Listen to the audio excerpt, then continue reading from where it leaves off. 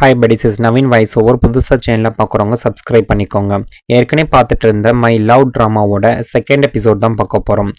Second எபிசோட ஸ்டார்டிங்கில் மோயு எப்போவுமே அவங்க கூட இருக்கிறனால தேவையில்லாத விஷயங்களை பற்றி நினைக்காதீங்க அப்படின்னு சொல்லிட்டு அவங்க கிட்ட ஒரு ஸ்டிக்கர் கொடுத்து லின்னை டெசிக்னேஷனுக்கு கூட்டிகிட்டு போகிறான். இன்னொரு பக்கம் ஷியோ லின்னோட ரூமில் இருக்கிறத காட்டுறாங்க. அவளோட என்கேஜ்மெண்ட் ரிங்கை பார்த்துட்டு இருப்பா. உள்ளுக்குள்ள அவளுக்கு ரொம்ப ஜெலஸாக இருக்கும், ரொம்ப பொறாமப்பட்டுட்டு இருப்பா. அதே நேரத்தில் மோயுவும் லின்னும் மிஸ் வானரோட வீட்டுக்கு வராங்க. அப்போ மோயு அவனோட நெக்லஸை திருப்பி கொடுத்துட்றான். அதுக்கப்புறம் அவன் உள்ளே போய் ஏதோ தேட ஆரம்பிக்கிறான். ஆனால் அங்கே முன்னாடியே சில ரவுடி பசங்க எல்லாம் ட்ராப் செட் பண்ணி அங்கே வெயிட் பண்ணிட்டு இருப்பாங்க. உள்ள மோயு அந்த ரவுடி பசங்க கூட சண்டை போட ஆரம்பிக்கிறான். ஆனால் வெளியில லின்னையும் சில பேர் அப்படியே சுற்றி வளைச்சிடுறாங்க. அவங்க ஷியான் எங்ககிட்ட இருந்து பணம் கடை வாங்கியிருக்கான், திரும்ப பணத்தை கொடுக்குற வரைக்கும் நாங்கள் விட மாட்டோம் அப்படின்னு சொல்லி லின்னை மாட்டிட்டு இருப்பாங்க. அதே நேரத்தில் மோயு உள்ள இருந்தவங்க எல்லாத்தையும் அழிச்சு போட்டுட்டு வெளில வரா. உடனே லின்னை காப்பாத்துறதுக்கு ஓடுறான். அவளை ப்ரொடக்ட் பண்ணி தான் பின்னாடி நிற்க வச்சுக்கிறான். அதுக்கப்புறம் எல்லா ரவுடி கூடயும் இவனே தனியாக ஆளா நின்று சண்டை போடுறான். சண்டை நடக்கும்போது அதில் ஒருத்தி மட்டும் லின்னை கத்தி எடுத்து குத்த வரான். உடனே மோயு அவன் முன்னாடி நின்று அந்த அட்டாக் அவன் வாங்கிக்கிறான். இதை ஃபீல் பண்ண லின் அப்படியே அதிர்ச்சியாகி மயங்கிடுறாங்க. மோயு அவளை தூக்கிட்டு அங்கேருந்து போயிடுறான். வீட்டுக்கு வந்ததுக்கு அப்புறம் தான் உண்மை தெரிய வருது. இந்த முழு பிளானும் ஷென்னும் ஷாவும் சேர்ந்து போட்டதுன்னு. அவங்களோட டார்கெட் பாடி கார்டு மட்டும்தான். ஆனால் லின் அங்கே வந்ததுனால சிச்சுவேஷன் ரொம்ப காம்ப்ளிகேட் ஆயிருச்சு. ஷியோ லின் கிட்ட நான் ஆரம்பத்துல இருந்தே சொல்றேன், அந்த மோயு மேல எனக்கு சந்தேகம் இருக்குன்னு. ஒரு நாள் இல்லை ஒரு நாள் அவனே உன்னை கொலை பண்றதுக்கு சான்ஸ் இருக்கு அப்படிங்கிற மாதிரி சொல்லிட்டு இருப்பாங்க. அதுக்கப்புறம் லின் மோயுவோட காயத்தை உணர்றாங்க. அந்த நேரத்துல மோயு உடனே எழுந்து சட்டையை போட்டுக்கிறான்.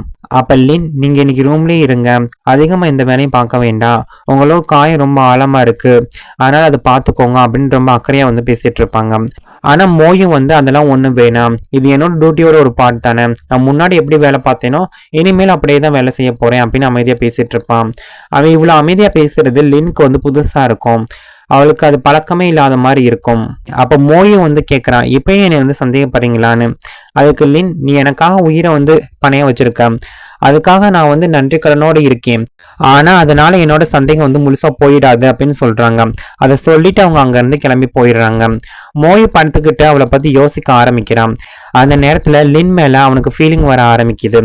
அடுத்த சீன்ல இவங்க அவன் கூட பேசிட்டு இருப்பாங்க. ஆனா அங்க ஜோவும் வரான். அவன் மோவோட ஹெல்த் பத்தி ரொம்ப கவலைப்பட்டு இருப்பான். ஒரு பொண்ணுக்காக உன்னோட வாழ்க்கையை இப்படி பணைய வைக்க வேண்டியது இல்லைல்ல, இந்த மேட்ல இருந்து இதோடு நீ விளைவிக்க அப்படின்னு சொல்லி அட்வைஸ் பண்ணுவான். அதே நேரத்துல லின்னும் அங்க வராங்க. அவங்க மெடிசன் கொண்டு வந்திருப்பாங்க. உடனே மோயு ஜோவ ரூம்குள்ள கூட்டிட்டு போயிடுறான். அடுத்த நாள் காலையில மோயு லின்க்கு ட்ரைனிங் கொடுக்க ஆரம்பிக்கிறான். டைனிங் டேபிளுக்கு கூட்டிட்டு கையை யூஸ் பண்ணி எப்படி பொருள்லாம் ஐடென்டிஃபை பண்ணணும் அப்படிங்கிறத டீச் பண்ணிட்டு இருப்பான். இது வாட்டர் கிளாஸ், இது மில்க்கு, இதை டச் பண்றது மூலமா எப்படி ரெகனைஸ் பண்றது அப்படின்னு சொல்லி கொடுக்குறான். அவங்க தனியா சேஃபா எப்படி சாப்பிடணும், எப்படி கேர்ஃபுல்லா இருக்கணும் அப்படின்னு எல்லாத்தையும் அமைதியா சொல்லி கொடுத்துட்டு இருப்பான். டச் பண்றது மூலமா பொருட்களை ஐடென்டிஃபை பண்ண தெரிஞ்சா உனக்கு காயமாகாம நீயும் உன்னை ப்ரொடக்ட் பண்ணிக்கலாம் அப்படின்னு எக்ஸ்பிளைன் பண்றான். பிரேக்ஃபாஸ்ட் சாப்பிட்டு முடிச்சதுக்கு அப்புறமேட்டுக்கு ஷேன் அவங்கள மீட் பண்ணணும்னு கால் பண்றான். அவன், உன்னோட அப்பா இறந்து போய் ரொம்ப நாள் ஆயிடுச்சு, இப்போ அவருக்கு ஃபுனரல் அரேஞ்ச்மெண்ட் பண்ணணும், அது மட்டும் இல்லாம போஸ்ட்மார்ட்டம் ரிப்போர்ட்ல வந்த டீட்டெயில்ஸையும் அவன் சொல்றான். அவரோட டெத் ஒரு ஆக்சிடென்ட் தான், யாருமே அவரை கொலை பண்ணல அப்படிங்கறத எக்ஸ்பிளைன் பண்றான். அதுக்கப்புறம் இந்த இறுதிச் சடங்கு ப்ராப்பரா நடக்கணும் அப்படிங்கிற மாதிரி பேசிட்டு இருப்பான். லின் தன்னோட அப்பாவோட ஃபுனரலுக்கு ஒரு இடத்த சூஸ் பண்றாங்க. அங்கதான் தன்னோட அப்பாவோட கலரை அமைக்கப்படணும் அப்படின்னு முடிவு பண்றாங்க. ஃபுனரல்லாம் முடிஞ்சதுக்கு அப்புறமேட்டுக்கு ஈவினிங்ல அவங்க தன்னோட அப்பாவை நினைச்சு அழ ஆரம்பிக்கிறாங்க. அவங்க அந்த நிலைமையில இருக்கிறத பார்த்த மோயுக்கு ரொம்ப வருத்தமா இருக்கும். லின் நாள் முழுக்க எதுவுமே சாப்பிடாதனால மோயு அவங்களுக்காக சூப் செஞ்சு கொண்டுட்டு வரான். அது ரொம்ப அமைதியா, இந்த வலி என்னன்னு எனக்கு ரொம்ப நல்லாவே தெரியும், நானும் என்னோட அப்பாவை இழந்திருக்கேன் அப்படின்னு சொல்றான். அதாவது அவனும் இதே மாதிரி ஒரு இழப்பை அனுபவிச்சிருக்கான் அப்படிங்கறத ரிவர் பண்றான். அப்ப மோயு சொல்றான், என்னோட அப்பாவோட இறுதிச் சடங்கு இவ்வளவு அமைதியா ஒண்ணும் நடக்கல அப்படிங்கிறத சொல்றான். அவன் தன்னோட பாஸ்ட்ல நடந்த அந்த நினைவுகளை நினைவுபடுத்தி பாக்குறான். அவனோட அப்பாவோட ஃபுனரலுக்கு நிறைய பேர் வந்திருக்காங்க, ஆனா யாருமே ஆறுதல் சொல்ல வரல, எல்லாரும் பணம் கேட்டுதான் வந்திருப்பாங்க. அதுக்கப்புறம் பிளாஷ்பேக் காட்டுறாங்க. அவனோட அப்பா தப்பான இடத்துல இன்வெஸ்ட் பண்ணியிருந்திருப்பாரு. சில ஃப்ரெண்ட்ஸ் அவரை ஏமாத்தி எல்லா பணத்தையும் இழக்க வச்சிருப்பாங்க. கடன் கொடுத்தவங்க எல்லாமே ப்ரெஷர் கொடுத்ததுனால கடைசியில வேற வழியே இல்லாம தன்னோட உயிரையும் மாய்ச்சிக்குவாரு. அடுத்து பிரசன்ட்ல தான் காட்டுறாங்க. அடுத்த நாள் காலையில ஒரு மெய்ட் வந்து லின் கிட்ட வாசல்ல யாரோ உங்களுக்காக ஏதோ விட்டுட்டு போயிருக்காங்க அப்படின்னு சொல்றாங்க. அது ஒரு பென்ட்ரைவ் தான், அதோட சேர்த்து ஒரு மெசேஜும் இருக்கும். உங்க கூட இருக்கிற மோயு வந்து உண்மையானவே இல்லை அப்படின்னு எழுதியிருக்கும். லின்க்கு அதை பார்க்க முடியாதனால ஷியோ கிட்ட அதை கொடுத்து செக் பண்ண சொல்றாங்க. இன்வெஸ்டிகேஷன் பண்ணும்போது தான் ஒரு அதிர்ச்சியான விஷயம் வந்து தெரியுது. அவங்க கூட இருக்கிறது உண்மையான மோயு இல்லை, அது உண்மையிலே ஜோன்ட்டு. அது முன்னாடி ஒரு மெடிக்கல் ஸ்டூடெண்டா இருந்து கார்டியோ சர்ஜரி படிச்சுட்டு இருந்திருப்பான். அது மட்டும் இல்லாம அவனோட வயிற்றுல ஒரு ஸ்பெஷல் மார்க் வந்து இருக்கும்னு தெரியும். அதுதான் அவனை வந்து ஐடென்டிஃபை பண்ற ஒரு குழு. இது தெரிஞ்சதோ லின்க்கு வந்து சந்தேகம் இன்னும் அதிகமாகுது. ஈவினிங் வந்து ஜோ அவங்கள பார்க்க வரும்போது லின் வந்து அவனை வந்து வா 2 பேரும் சேர்ந்து குடிக்கலாம் அப்படின்னு சொல்லி கூப்பிடுறாங்க. நாம 2 பேருமே அப்பாவை இழந்துட்டோம்ல, கொஞ்சம் உட்காந்து பேசலாம் அப்படின்னு லின் வந்து சொல்லுவாங்க. ஆனா ஜோ நான் ஒரு பாடி கார்டு மட்டும்தான் அப்படின்னு சொல்லி மறுத்துடுறான். இருந்தாலும் லின் வந்து ஃபோர்ஸ் பண்ணி அவனுக்கு வந்து ஆல்கஹாலை குடிக்க வைக்கிறாங்க. அவன் குடிச்சிட்டு தூங்கிடுவான்னு நினைச்சு அவனை சீக்கிரட்டா செக் பண்ண ஆரம்பிக்கிறாங்க. அவங்க அவனோட சட்டை பட்டனை திறந்து அவனோட வயிற்றுல இருக்கிற அந்த மார்க்கை வந்து பார்க்க ட்ரை பண்றாங்க. அந்த நேரத்துல தான் ஜோ திடீர்னு கண்ணை திறந்துடுறான். உடனே லின்னை தான் பக்கம் இப்படி இழுத்துக்கிறான். இப்படி யார்ட்டுமே வந்து வரக்கூடாது, அது ரொம்ப ஆபத்தானது அப்படின்னு சொல்றான். அதுக்கு லின் எனக்கு எல்லா விஷயமே தெரிஞ்சு போச்சு, நீ மோயி இல்ல, நீ ஜோ தான் எனக்கு தெரியும், அந்த மார்க் மூலமா தான் உனக்கு கன்ஃபார்ம் பண்ணணும்னு நான் நினைச்சேன் அப்படின்னு சொல்றாங்க. ஜோவும் தான் ஐடென்டிட்டியை வந்து சேஞ்ச் பண்ணியிருக்கிறது வந்து ஒத்துக்கிறான். ஆனா அவன் அதனால நான் உங்க அப்பாவை கொன்னவேன்னு அர்த்தம் இல்லை, எனக்கு இங்க வேற காரணம் இருக்கு, உங்க அப்பாவை கொல்ல வேண்டிய அவசியமே எனக்கு இல்லை, உங்களுக்கு எந்த தீங்கும் செய்ய நான் நினைக்கவே இல்லை அப்படின்னு அமைதியை எக்ஸ்பிளைன் பண்ணிட்டு இருப்பான். ஜோ லின் கிட்ட உன்னை சுத்தி இருக்கவங்க எல்லாத்தையும் வந்து கவனமா அப்சர்வ் பண்ணு, உண்மையான ஆபத்து உங்க பக்கத்திலேயே வந்து இருக்கலாம் அப்படின்னு வார்னிங் கொடுக்குறான் ஜோ. அதை சொல்லிட்டு அவன் நேரா வந்து தன்னோட ஃப்ரெண்ட் கிட்ட வந்து போறான். அங்க போய் அவனோட ஃப்ரெண்டோட சட்டையோட காலரை பிடிச்சி ரொம்ப கோவமா பேச ஆரம்பிக்கிறான். ஏன்னா இந்த சீக்ரெட் இன்ஃபர்மேஷன் பூரா வெளியில வந்தது அவனாலதான் அப்படிங்கறத அவன் தெரிஞ்சுக்கிறான். ஜோ அவளை இப்படி ஆபத்துல பாக்குறதுக்கு என்னால முடியாது, அவளுக்காக தான் நான் முன்னாடி என்னோட உயிரே பணைய வச்சேன் அப்படின்னு அவன் ஞாபகப்படுத்துறான். அது மட்டும் இல்லாம நான் அங்க டாக்குமெண்ட்ஸ் தேடுறதுக்காக மட்டும்தான் போனேன், ஆனா பாடி கார்டா இருக்கிறது இன்னும் ரொம்ப ஆபத்தா முடிஞ்சு போச்சு அப்படின்னு சொல்லிட்டு இருப்பான். அவன் ஃப்ரெண்ட் உடனே லின் உன்னோட எதிரியோட பொண்ணு தானடா அப்படின்னு ரிமைண்ட் பண்றான். அடுத்த நாள் காலையில லின் இனிமேல் ஜோ வேலைக்கு வரமாட்டானோ அப்படின்னு நினைச்சிட்டு வெயிட் பண்ணிட்டு இருப்பாங்க. ஆனா அவன் திரும்பி வேலைக்கு வரான். அது மட்டும் இல்லாம அவளுக்காக ஒரு முக்கியமான இன்ஃபர்மேஷனையும் கொண்டுட்டு வரான். அவன் அவளை அவங்களோட பழைய வீட்டு வேலை பார்த்துட்டு இருந்தாங்களா அவங்க கிட்ட வந்து கூட்டிட்டு போறான். அந்த வீட்டு வேலை பாக்குறவங்க இப்ப ஒரு மறைவான இடத்துல வந்து வாழ்ந்துட்டு இருப்பாங்க.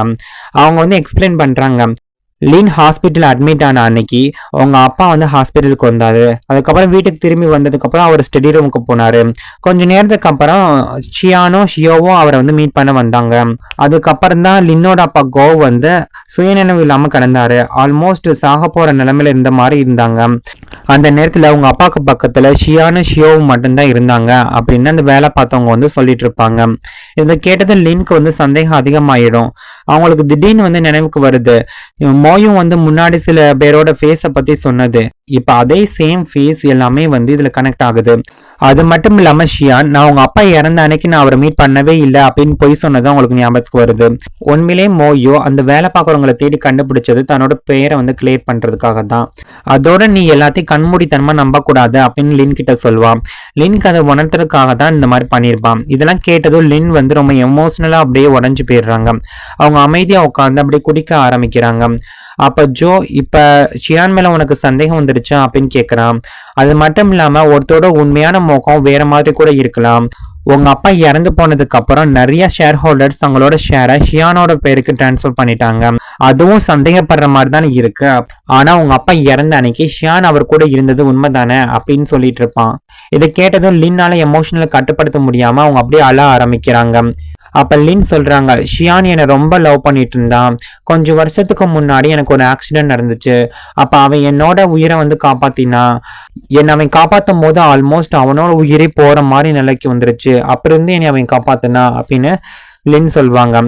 அதை கேட்ட மோயு வந்து அவன் தான் உன்னை காப்பாத்தினான்னு நீ எப்படி கன்ஃபார்ம் பண்ண அப்படின்னு கேட்குறான். அதுக்கு லின் எனக்கு முழுசா ஞாபகம் இல்லை, ஆனா எனக்கு காப்பாத்தினவங்களோட இடுப்புல ஒரு மார்க் இருந்துச்சு, அதே மாதிரி மார்க்கை தான் நான் ஷியானோட உடம்புலையும் பார்த்துருக்கேன் அப்படின்னு சொல்றாங்க. அதை கேட்ட மோயு வந்து அமைதியாடுறான். அவன் மெதுவா ஒரு பாடி மார்க்கை மட்டும் வச்சு ஒருத்தர் முழுசா நம்பக்கூடாது அப்படின்னு சொல்றான்.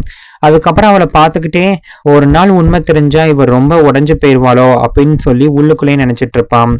அந்த நேரத்துல லின் மேல அவனுக்கு கொஞ்சம் அஃபெக்ஷன் அதிகமாக ஆரம்பிக்குது. அடுத்த நாள் காலையில லின் ஷியோட ரூமுக்கு வந்து போறாங்க. அவங்களுக்கு தெரியாம ஷியானோ அதே ரூமுக்குள்ள தான் மறைஞ்சிருப்பான். லின் அப்ப சொல்றாங்க, என்னோட அப்பாவோட லாஸ்ட் ஃபுட்டேஜ் இருந்த மெமரி கார்டு வந்து இப்ப எனக்கு வேணும். ஒரு நாள் என்னோட கண் சரியானதுக்கு அப்புறமேட்டுக்கு எனக்கு கண் பார்வை வந்ததுக்கு அப்புறம் நானே அதை பார்க்கணும் அப்படின்னு சொல்றாங்க. ஆனா அதுக்கு ஷியோ, அந்த கார்டை நான் எப்பயோ அழிச்சிட்டேன், பழைய மெமரிஸ் எல்லாம் உன்னை டிஸ்டர்ப் பண்ணக்கூடாதுன்னு தான் நான் அப்படி செஞ்சேன் அப்படின்னு எக்ஸ்பிளைன் பண்றாங்க. அதை சொல்லிட்டு அவளை வந்து அங்கிருந்து அனுப்பிடுறாங்க. அப்புறம் லின் போனதும் ஷியான் கிட்ட அவளுக்கு ஒரு யூபிஎஸ் டிரைவர் கிடைச்சிருக்கு, அதுல மோயு பத்தின தகவல் எல்லாம் இருந்துச்சு அப்படின்னு சொல்றாங்க. இதை கேட்டதும் ஷியான் ரொம்ப அதிர்ச்சி ஆயிடுறான். அதுதான் நான் முன்னாடி யூஸ் பண்ண பேரு அப்படின்னு சொல்றான். இப்ப 2 பேருக்குமே பயம் வர ஆரம்பிச்சிருச்சு. லின்க்கு எல்லா உண்மையும் தெரிஞ்சிருச்சோ, அதனால அவ சந்தேகப்பட ஆரம்பிச்சிட்டாலோ அப்படின்னு. இன்னொரு பக்கம் லின் மோயோ கிட்ட எனக்கு ஒரு ஹேக்கர் தேவை அப்படின்னு சொல்றாங்க. எதுக்குன்னா ஷியோ பத்தின இந்த இன்ஃபர்மேஷன் எல்லாத்தையும் டிலீட் பண்ணணும் அப்படின்னு கேட்பாங்க. அதுக்காக மோயோ அவளை தன்னோட ஃப்ரெண்ட் ஜோ கிட்ட வந்து கூட்டிட்டு போறான். அங்க போனதும் லின்னுக்கு வந்து தெரியுது இதுவின் தான் உண்மையான ஜோ அப்படின்னு புரிஞ்சிடும். அவங்க எழுந்து நின்று அவனை டச் பண்ணி ஐடென்டிஃபை பண்ண ட்ரை பண்றாங்க. உடனே மோயு வந்து அவங்களை தடுத்து நிறுத்தி இப்படியெல்லாம் எல்லாருமே டச் பண்ணக்கூடாது அப்படின்னு சொல்றான். ஆனா உண்மையிலே லின் வேற யார்ட்டையுமே வந்து க்ளோஸ் ஆகுறது அவனுக்கு சுத்தமா பிடிக்கவே இல்லை. அதனாலதான் அவன் அப்படியே ரியாக்ட் பண்ணியிருப்பான். அடுத்து என்ன நடக்க போகுதுங்கிறத அடுத்த எபிசோட பார்த்து தெரிஞ்சுக்கலாம். நான் எக்ஸ்பிளைன் பண்ணது உங்களுக்கு பிடிச்சிருந்துச்சுன்னா மறக்காம நம்ம சேனலை சப்ஸ்கிரைப் பண்ணுங்க, லைக் பண்ணி உங்க ஃப்ரெண்ட்ஸ் அண்ட் ஃபேமிலி மெம்பருக்கு ஷேர் பண்ணுங்க. தேங்க்யூ ஃபார் வாட்சிங்.